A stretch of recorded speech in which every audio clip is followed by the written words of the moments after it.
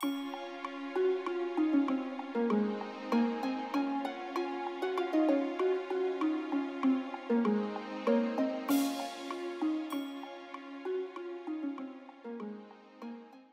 sommes très ravis d'animer cette conférence dans le cadre du programme pédagogique e-Afrique développé par le réseau AMI, auto-immunité, maladies inflammatoires et systémiques, qui s'intéresse particulièrement au rhumatisme inflammatoire chronique et maladies systémiques en Afrique subsaharienne. Et nous allons parler des myopathies inflammatoires dans leurs aspects diagnostiques et de classification. Ces myopathies font partie du grand groupe des affections immunomédiées qui peuvent être individualisées en fonction de leur mécanisme immunologique prédominant, auto-immun ou auto-inflammatoire ou mixte. Et en l'occurrence, les myopathies inflammatoires peuvent être classées parmi les maladies auto-immunes. Elles sont également dites systémiques car pouvant toucher plusieurs organes et systèmes d'organes ou appareils, mais comme leur nom l'indique, ces affections ont un tropisme musculaire. Pendant longtemps, deux entités ont été individualisées au sein de ces myopathies inflammatoires. C'est essentiellement la dermatomyosite qui est caractérisée par son atteinte cutanée caractéristique, mais également la polymyosite dans le sens des critères de Bowen et Peter publiés en 1975.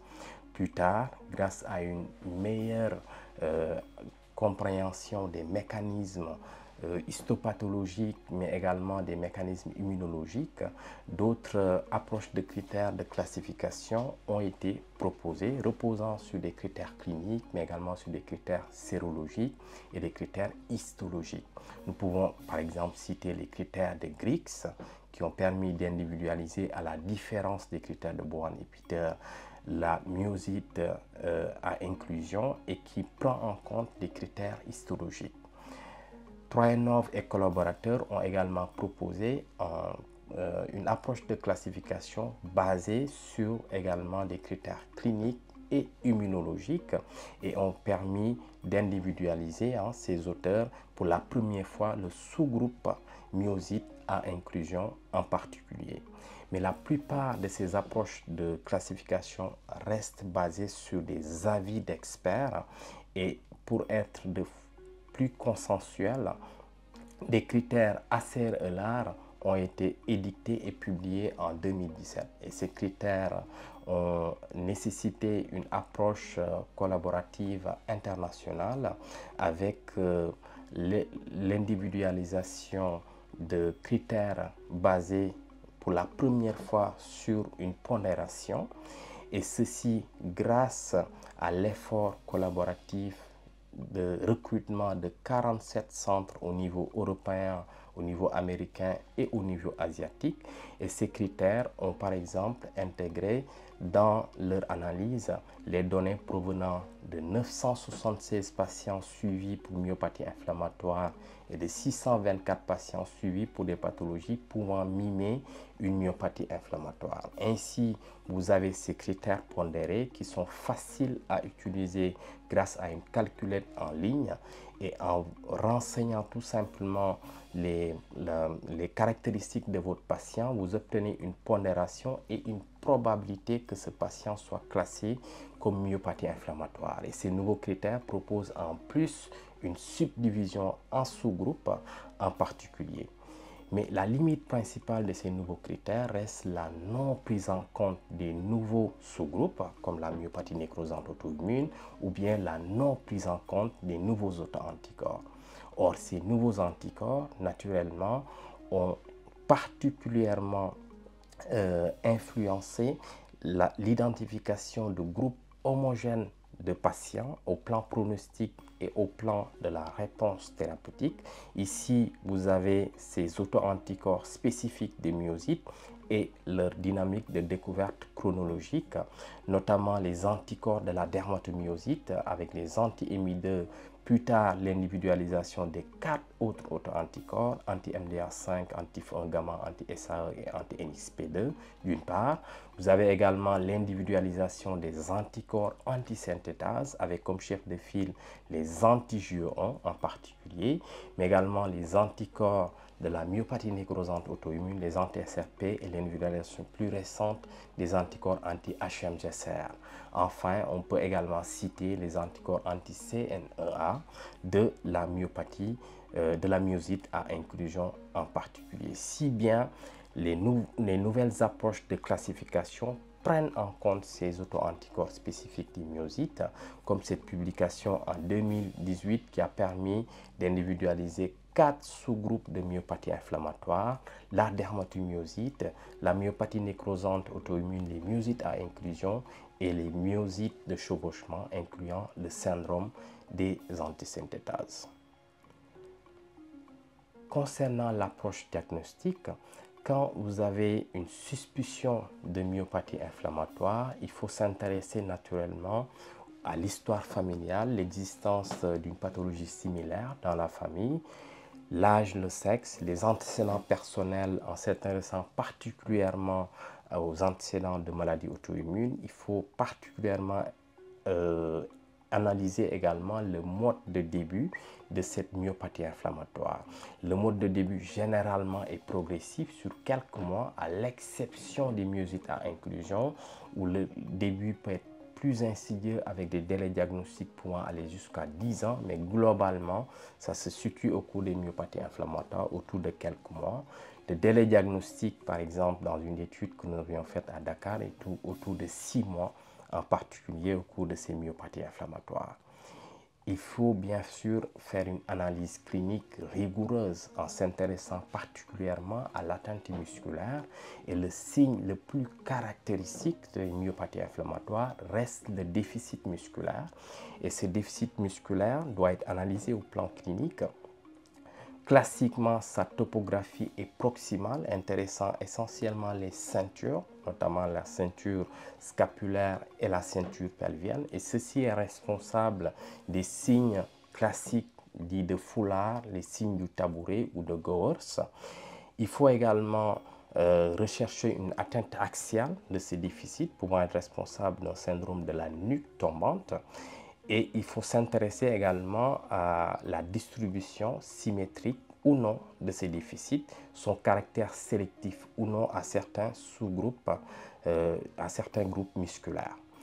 Les myalgies peuvent être associées à ces déficits musculaires, mais les myalgies ne sont pas un signe très caractéristique des myopathies inflammatoires, et les myalgies sont inconstantes au cours de ces affections. L'amyotrophie également inconstante, rencontrée particulièrement dans certains sous-groupes. Quand vous avez quelqu'un qui a une suspicion de myopathie inflammatoire, il faut faire une évaluation musculaire standardisée, d'abord globale par des manœuvres classiques de Barré et de Mingazzini d'une part, mais surtout il faut procéder à un testing musculaire segmentaire, et le consensus actuellement c'est de pouvoir tester systématiquement 8 groupes musculaires.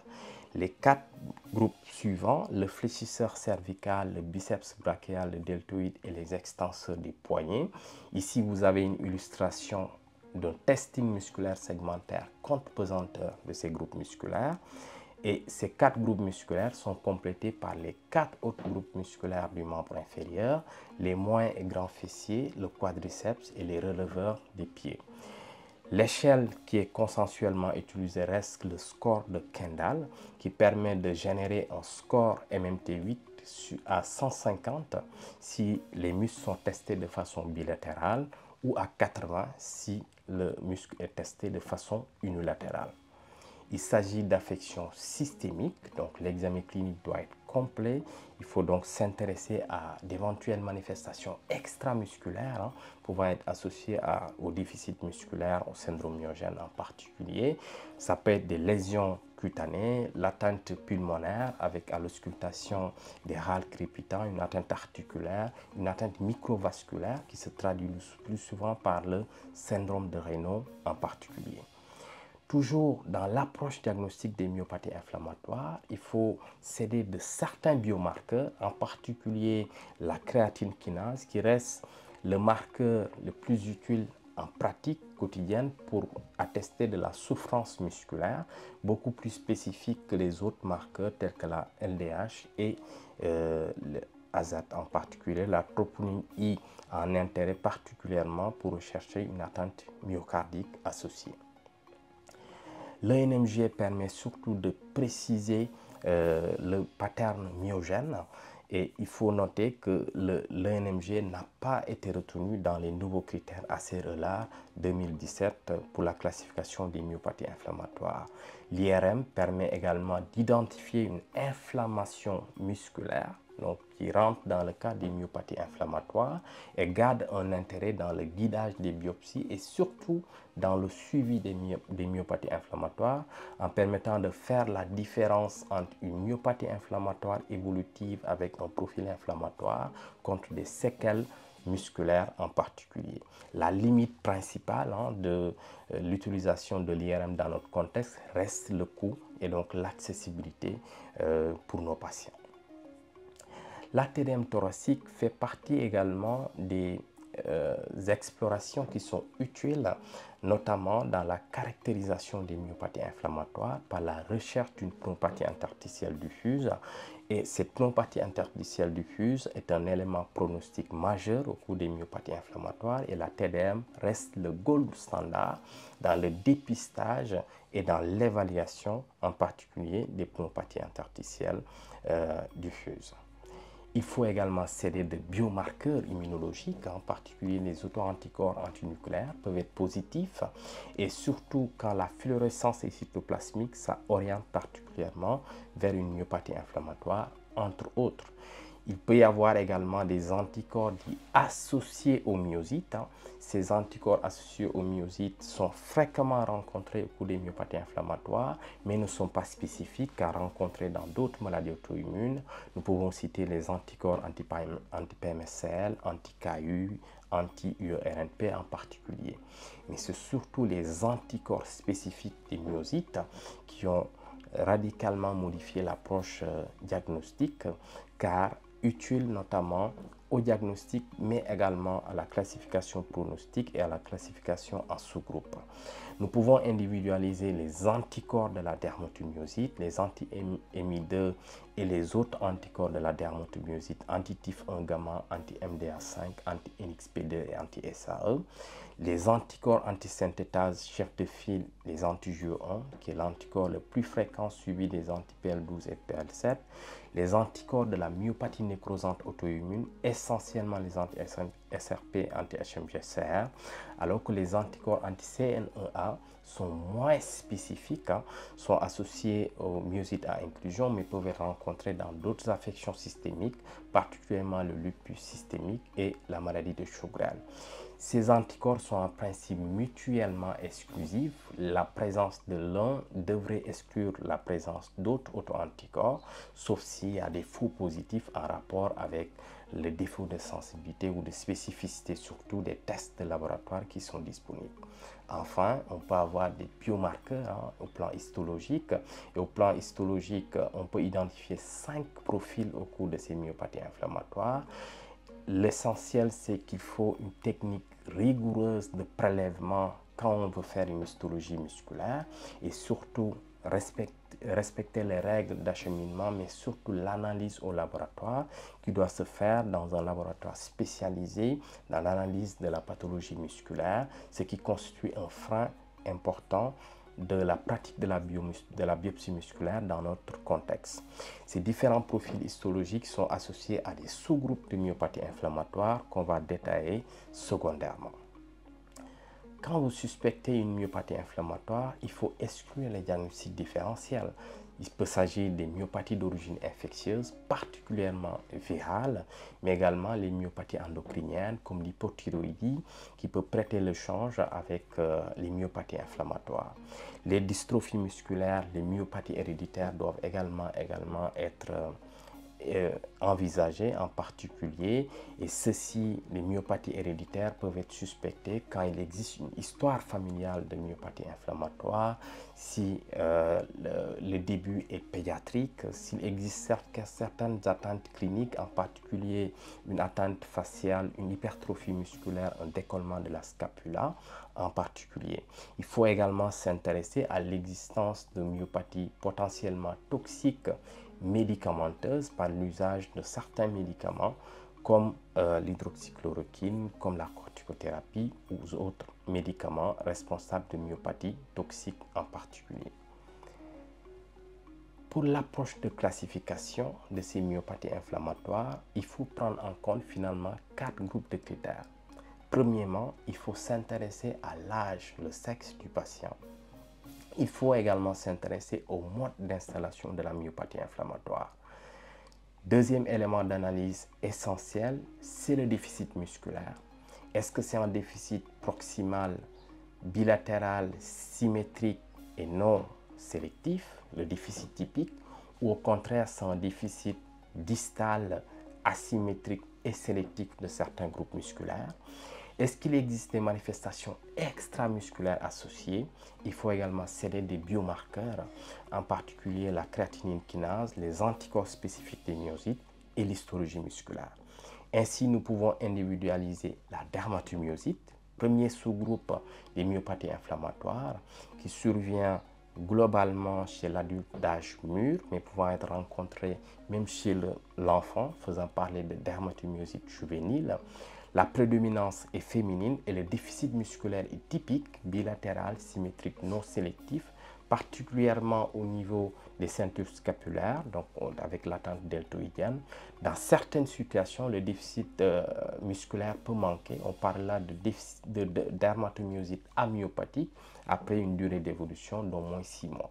La caractéristique principale au plan clinique de la dermatomyosite, c'est l'existence de manifestations extramusculaires, en particulier cutanées.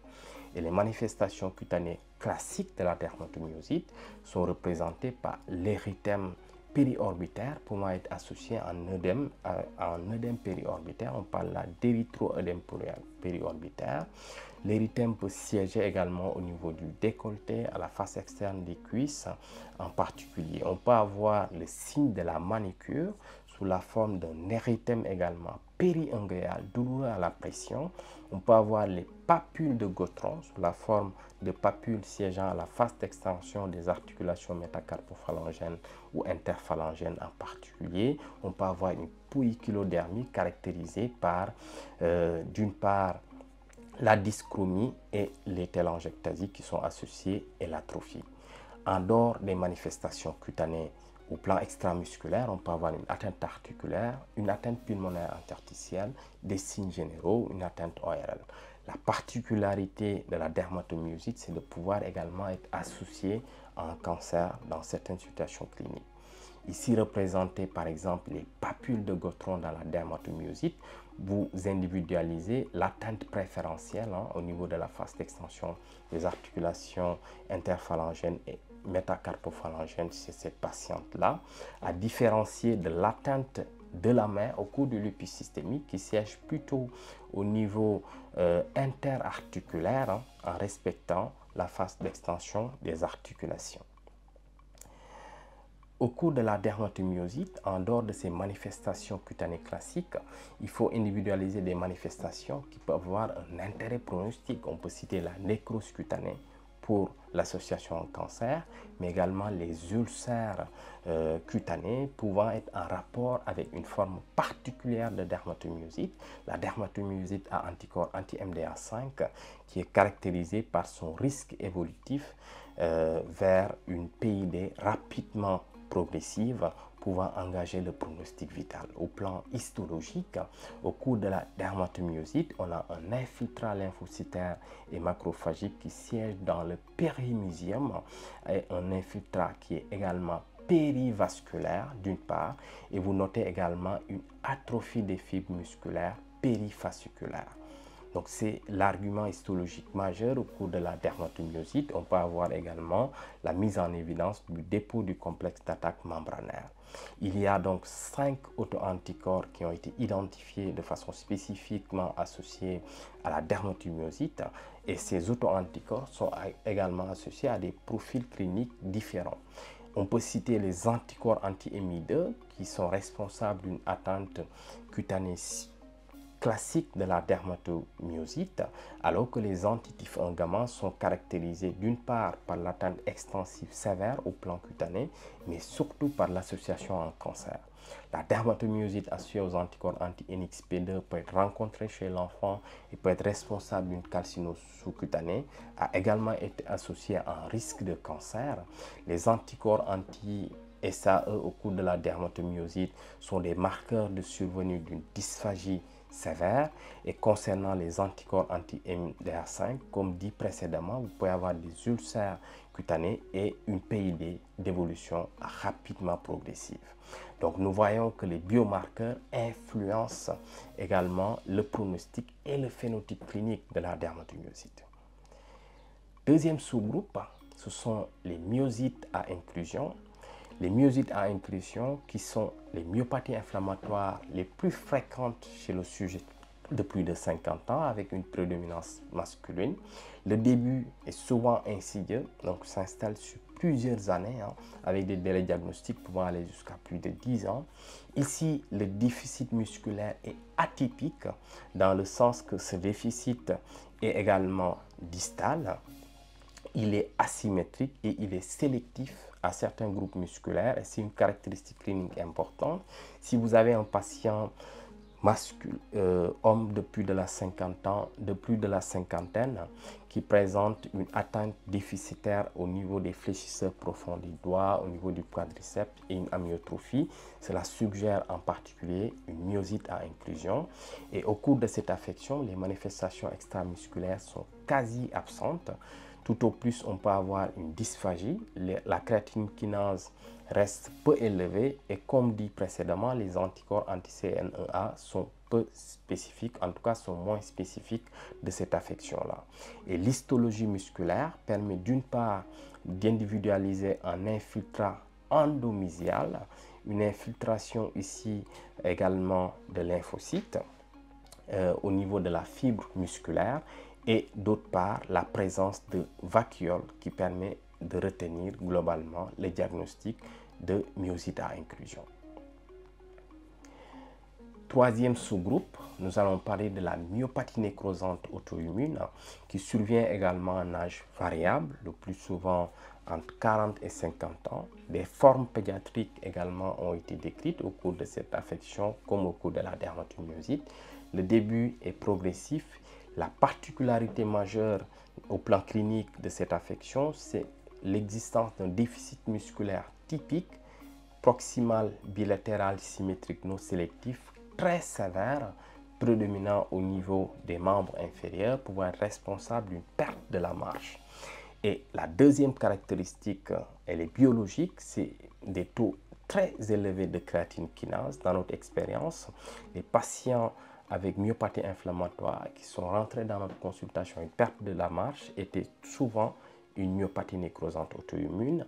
Et dans notre cohorte actuellement, un patient présentant une myopathie inflammatoire a pu avoir un taux de créatine kinase jusqu'à plus de 22 000 en particulier. Il faut rechercher une exposition à des statines qui peut être rencontrée dans la myopathie nécrosante auto-immune associée aux anticorps anti-HMG-CR en particulier. Cette affection est rarement associée à des manifestations extramusculaires. Tout au plus, il peut exister une dysphagie, une atteinte myocardique d'une part, et la PID est surtout associée à la myopathie nécrosante auto-immune due aux anticorps anti-SRP. Il a été individualisé justement 3 groupes au plan immunologique, les anti-SRP, les anti-HMG-CR et la myopathie nécrosante auto-immune immunonégative. Et cette myopathie nécrosante auto-immune peut être associée à un cancer, en particulier dans les formes associées aux anticorps anti-HMG-CR. Au plan évolutif, l'évolution est souvent réfractaire avec une résistance des traitements pouvant nécessiter des traitements de deuxième, de troisième ligne en particulier. Au plan histologique, l'élément majeur, c'est l'individualisation de nécrose musculaire avec peu ou pas d'inflammation au cours de cette affection musculaire. Ainsi, nous avons vu la dermatomyosite, qui est l'affection caractérisée par la richesse des manifestations extramusculaires à prédominance cutanée, puis les deux sous-groupes suivants, la myopathie nécrosante auto-immune, les myosites à inclusion, qui sont caractérisés par une atteinte à prédominance musculaire quasi exclusive. Nous allons maintenant voir les myosites de chevauchement, en particulier le syndrome des antisynthétases et la scléromyosite. Le syndrome des antisynthétases est une entité particulière au sein des myopathies inflammatoires, caractérisée d'une part par la myosite, par la polyarthrite, le syndrome de Raynaud, par l'existence d'une atteinte cutanée particulière, dite en main de mécanicien, responsable d'une hyperkératose fissuraire des doigts, d'une part, et surtout par l'existence d'une atteinte pulmonaire interstitielle.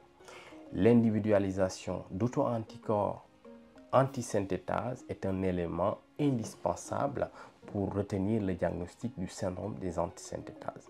Ici, nous avons la distribution des manifestations au cours de cette affection dans une série sénégalaise et nous remarquons que le déficit musculaire est inconstant au cours de cette affection. En effet, le syndrome des antisynthétases peut être révélé par une atteinte articulaire inaugurale, une polyarthrite ou bien une atteinte pulmonaire interstitielle inaugurale qui pose aussi la problématique des diagnostics différentiels avec d'autres maladies systémiques notamment.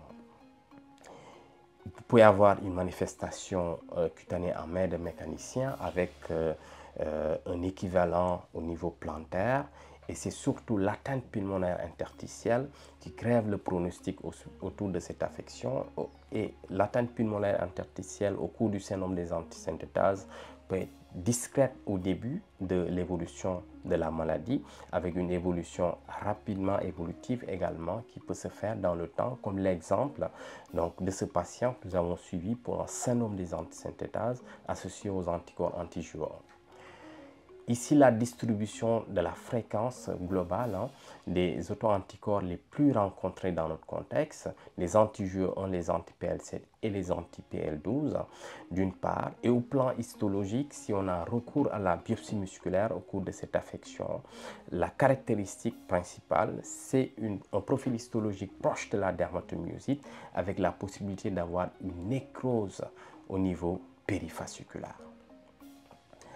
Enfin, on a la scléromyosite qui, comme son nom l'indique, va emprunter d'une part la myosite, les manifestations cliniques musculaires, avec les manifestations classiques de la sclérodermie systémique, la sclérose cutanée, l'atteinte microvasculaire avec le phénomène de Raynaud et ses éventuelles complications d'une part, mais d'autre part, une atteinte digestive parfois sévère au cours de cette affection, une myocardite et les complications sévère de la sclérodermie systémique, la pneumopathie interstitielle diffuse, l'hypertension artérielle pulmonaire ou encore la crise rénale sclérodermique.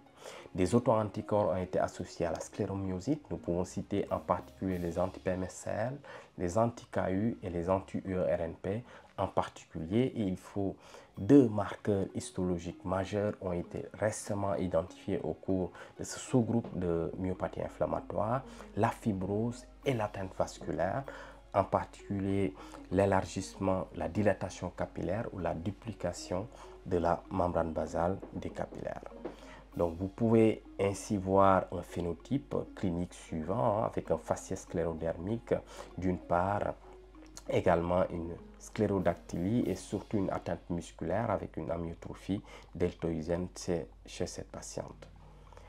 À la lumière des avancées récentes, nous pouvons nous poser la question suivante, finalement, que reste-t-il de la polymyosite?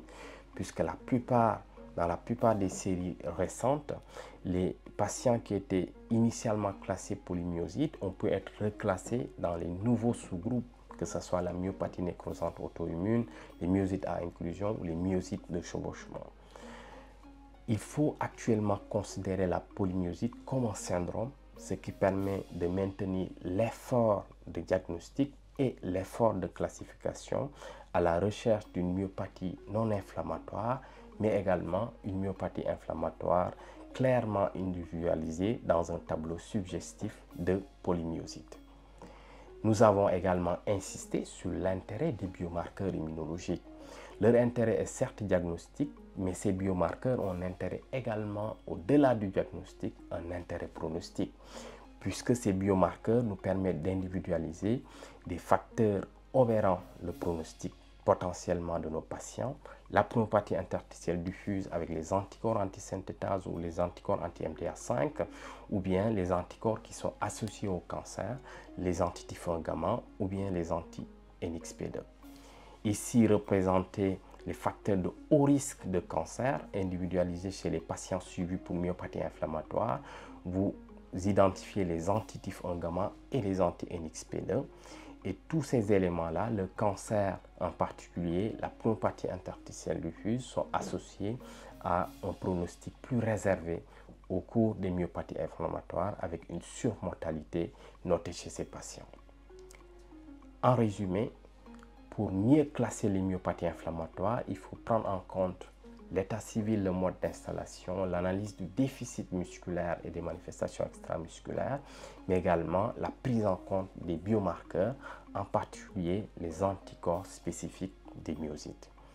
En conclusion, il faut adopter une approche clinique rigoureuse et standardisée pour le diagnostic et la classification des myopathies inflammatoires, en s'appuyant également sur les nouveaux biomarqueurs pour aboutir à une meilleure classification diagnostique et à une meilleure stratification pronostique, ceci ayant pour intérêt une personnalisation de la prise en charge au cours de ces affections.